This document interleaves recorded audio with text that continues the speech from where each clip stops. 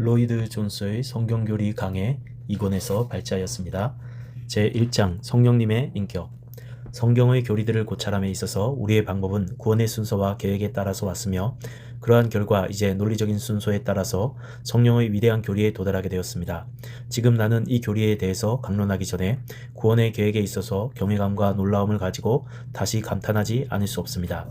여러분이 뒤돌아서서 구원을 전체적으로 살펴보려고 노력할 때 여러분은 바로 모든 부분에서 그것의 영광과 위대함 그리고 그 계획의 완벽함에 감동하지 않을 수 없을 것입니다. 그리고 각각의 교리는 그것이 완성됨에 따라 다음의 교리로 나아가게 됩니다. 항상 성경을 장별로 읽고 꾸준히 통독해 갈 것을 권합니다. 이런 것은 또한 아주 훌륭한 방법입니다. 그러나 부가적으로 저는 거기에서 가르치고 있는 위대한 교리들을 끄집어내어 구원의 계획과 구조에 따라서 살펴보는 것이 아주 중요하다는 것을 제안합니다. 교회는 이것을 초대교회 때부터 해왔습니다. 그러나 현 시대에는 여러분들이 성경을 통독하는 것에 만족하고 있기 때문에 초대교회처럼 자주 하지 못하고 있으며 나무는 보고 숲은 보지 못하는 위험에 처해 있습니다. 이와 같은 시리즈를 선택한 이유는 성경의 목적이 이 세상의 구원에 대한 하나님의 계획을 우리들에게 말해주는 것이란 사실을 자각하기 위해서입니다. 나는 기독교 교리에 대한 연구만큼 성경에 대한 유일무이한 그리고 신적인 영감을 가진 그러한 놀라운 증거를 가지고 있는 것은 아무것도 알지 못합니다. 왜냐하면 이 성경은 시공을 초월하여 다른 환경과 인물들에 의하여 쓰여졌음에도 불구하고 하나의 통일된 메시지를 가지고 있는 것을 우리는 보기 때문입니다. 그 메시지에는 위대한 통일성이 있으며 처음부터 끝까지 흐르고 있는 하나의 주제가 있습니다.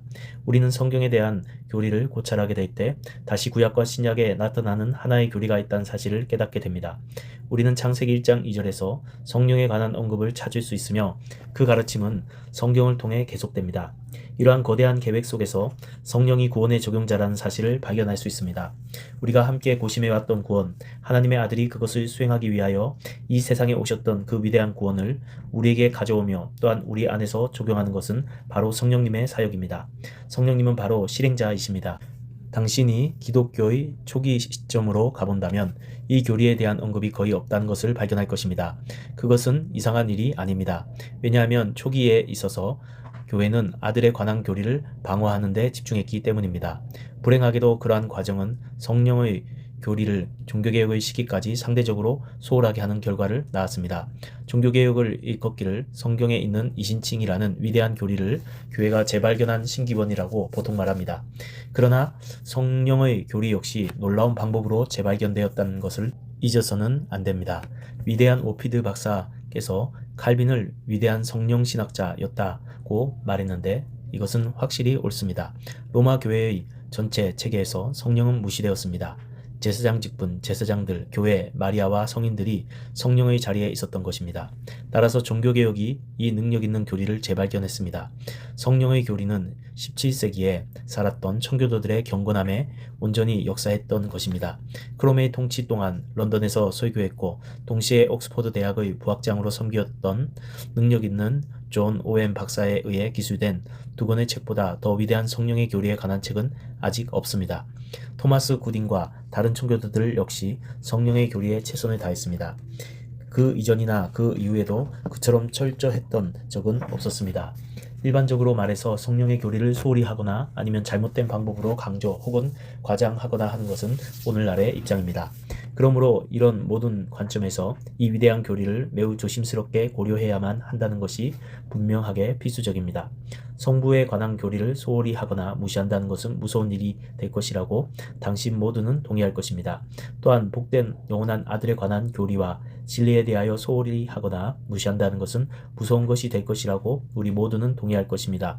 그렇다면 복된 성령님의 교리를 소홀히 하거나 무시하는 것은 동일하게 죄라는 것을 우리는 항상 알아야 하지 않을까요?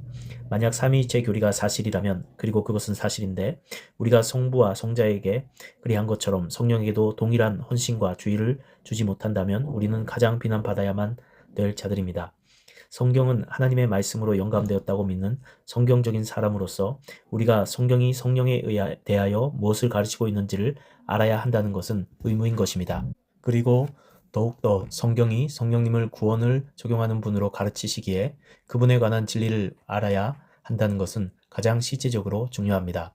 오늘날 혹은 어느 때든 간에 교회의 낮은 영적인 삶은 성령의 인격과 사유도에 관한 진리를 아는데 많은 자들이 실패했기 때문이라고 말하는 자들에 저는 동의할 것입니다. 성령의 교리에 접근하는 최고의 방법은 이 복된 인격에 주어진 이름들 혹은 기술된 주제들을 살펴보는 것입니다. 가장 먼저 성부와의 관계에서 성령에 관한 여러 이름들이 있습니다. 하나님의 영, 주님의 영, 그리고 우리 하나님의 영이 그것들입니다. 사도 바울은 고린도후서 3장 3절에서 살아계신 하나님의 영이라고 언급한 반면 우리 주님께서는 마태복음 10장 20절에서 너희 아버지의 성령이라고 말씀하셨습니다. 시편 기자는 시편 139편 7절에서 내가 주의 신을 떠나 어디로 가오리까 라고 묻고 있습니다. 로마서 8장 12절에서 바울은 예수를 죽은 자 가운데서 살리신 이의 영이란 구절을 사용하고 있습니다. 이러한 모든 것이 아버지와 관련된 그의 관계성의 형식으로 성령을 언급하고 있는 묘사들의 칭호들입니다. 두 번째 그룹에서 나오는 칭호들은 아들과 관련된 성령입니다. 첫째로 로마서 8장 9절에 만일 누구든지 그리스도의 영이 없으면 그리스도의 사람이 아니라 라는 말씀은 가장 중요한 구절입니다. 갈라디아서 6장 4절에는 하나님이 그 아들의 영을 우리 마음 가운데 보내셨다고 말합니다. 사도행전 5장 9절에서는 주의 영으로 말하여지고 있습니다. 마지막으로 세 번째 그룹은 직접적인 혹은 인격적인 칭호들을 포함하고 있으며 물론 여기에서 우선적으로 거룩한 영 혹은 거룩한 신이란 이름들이 나옵니다. 로마서 1장 4절 성결의 영으로는 죽은 자들 가운데서 부활하여 능력으로 하나님의 아들로 선포되셨으니 곧 우리 주 예수 그리스도 신이라. 히브리서 9장 14절에서는 영원한 영으로 언급되어 있는데 로마서 8장 2절에서는 이는 그리스도 예수 안에 있는 생명의 성령의 법이 죄와 사망의 법에서 너를 해방하였음이라 라고 말합니다. 요한복음 14장 17절에서는 진리의 영, 그리고 요한복음 14장 15, 16장에서는 그분을 보혜사라고 지칭합니다. 그렇다면 왜 그분을 거룩하다고 부릅니까? 이런 표현은 그분의 특별한 사역이 거룩함을 산출하며 또한 그리스도의 구속 사역을 적용하는 데 있어서 질서를 산출하는 일이기 때문입니다. 그분의 목적은 거룩함을 산출하는 것이며 또한 그분은 이것을 인류 존재들 안에서뿐 아니라 본성과 창조에 있어서도 그리하십니다. 그러나 그분의 궁극적인 사역은 우리를 거룩한 백성, 하나님의 자녀다운 거룩한 백성으로 만드는 것입니다. 그 다음 위대한 질문은 성령의 인격성 혹은 그분의 인격입니다. 저는 가장 전통적인 사람들이 성령님과 그분의 사역을 그것과 그것의 영향 등으로 성령님을 단지 영향이나 힘처럼 언급하는 것을 들어왔습니다. 지금 왜 이렇게 되고 있을까요? 왜 그분에게서 인격성을 배제하고 단지 힘이나 영향 등으로 생각하려는 경향이 있을까요? 첫째로 그분의 사역을 비인격적으로 여깁니다. 그 이유는 그 사역이 신비적이며 비밀스러운 사역이라는 점 때문입니다. 성령님께서는 은혜들과 열매들을 산출하십니다. 그분은 우리에게 은사를 주시며 또한 우리에게 다양한 힘들을 공급하십니다. 그리고 이것 때문에 사람들은 그분을 마치 어떤 영향인 것처럼 생각하는 경향이 있습니다. 그러나 더 나아가 이름과 칭호 자체가 이런 생각을 갖도록 합니다. 영이란 무엇을 의미합니까? 그것은 호흡이나 바람 혹은 능력을 의미하며 이것은 동일한 단어입니다. 또한 이것들 때문에 우리는 거의 피할 수 없고 매우 자연스럽게 우리 자신을 조심하지 않는 한 그분을 인격보다는 단지 영향으로 생각하는 경향이 있다고 저는 생각합니다. 세 번째 이유는 그분을 가리키는 상징들 자체에서 그렇고 또한 우리를 격려하기 위하여 언급하는 데 있어서 그런 방향으로 하고 있다는 점입니다. 우리의 주님께서 요한에게 세례를 받으실 때 성령께서는 비둘기같이 주님 위에 내려오셨습니다. 성령님과 성령님의 사역을 언급하는 데 사용된 또 다른 상징들은 기름이나 물 혹은 불입니다. 특별하게 사도 베드로에 의해 오순절날에 인용되었던 요엘의 예언 구절은 성령님을 부어주신다는 것입니다. 이런 것들은 우리로 하여금 성령님을 물과 같은 그런 취급될 수 있는 그런 물질로 생각하게 만듭니다. 따라서 우리가 매우 조심하지 않고 그런 상징들만을 취급하고 있다는 것을 기억하지 않는다면 그런 성경의 상징적인 언어들은 우리로 하여금 성령님을 비인격적으로 생각하도록 만드는 경향이 있습니다. 우리가 성령님을 인격적으로 생각하기가 그렇게 어려운 또 다른 이유는 신약의 서신서들의 서두 인사에 성부와 성자에 대해서는 자주 언급하면서도 성령님에 대해서는 그렇게 자주 언급하고 있지 않다는 점입니다. 이런 주된 이유들 때문에 성령님을 한 인격으로 아는 것에 사람들이 어려움을 겪어왔다고 저는 생각합니다. 그러면 이런 모든 어려움을 우리는 어떻게 극복해야 할까요? 가장 먼저 인격적인 대명사가 성령님께 사용되고 있다는 점입니다. 요한복음 16장 7, 8절 13, 15절을 보시면 그곳에 남성 대명사 그분이 12번이나 성령님을 언급하는 데 사용되고 있는 것을 봅니다.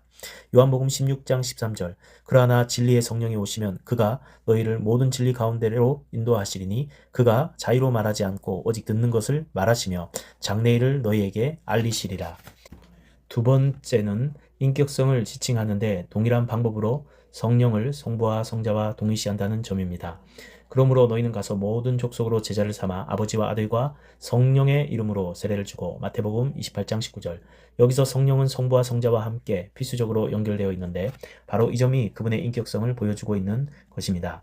고린도후서 13장 13절 주 예수 그리스도의 은혜와 하나님의 사랑과 성령의 교통하심이 너희 무리와 함께 있을지어다. 여기서 분명하게 성령님은 성부와 성자의 인격의 동일한 선에 서 있는 한 인격입니다. 세 번째 반응은 가장 흥미로운 방법으로 성령님께서 그리스도인들인 우리와 동일하시다는 점에서 그분은 한 인격이시다는 점을 지적하는 것입니다. 사도행전 15장 28절 성령과 우리는 이 요긴한 것들 외에 아무 짐도 너희에게 지우지 아니한 것이 가한 줄 알았노니 이것은 초대교회의 지체들에 의해서 도달한 결론이며 그 지체들이 인격이었던 것처럼 성령님 역시 인격이어야만 합니다. 네 번째 반응은 인격적인 성품들이 성경에서 성령님께 기수되고 있다는 점입니다. 예를 들면 그분은 지혜를 소유한 분으로 말해집니다. 바울은 다음과 같이 주장합니다. 고린도전서 2장 11절 사람의 사정을 사람의 속에 있는 영 외에는 누가 알리요? 이와 같이 하나님의 사정도 하나님의 영 외에는 아무도 알지 못하느니라. 고린도전서 12장 11절 이 모든 일은 같은 한 성령이 행하사 그 뜻대로 각 사람에게 나눠 주시느니라. 이런 선물들을 나눠주시는 분은 바로 성령님이시며 자신의 뜻을 따라 나눠주십니다. 그분은 주권적인 주님이시며 또한 그분은 자신의 특별한 선물들을 누구에게 언제 어디서 어떻게 그리고 얼마나 줄 것인가를 결정하십니다. 그리고 다음 요점은 성령님은 분명하게 생각을 소유하신 분이라는 점입니다. 로마서 8장 27절 마음을 감찰하시는 이가 성령의 생각을 아시나니 이는 성령이 하나님의 뜻대로 성도를 위하여 간구하심이니라.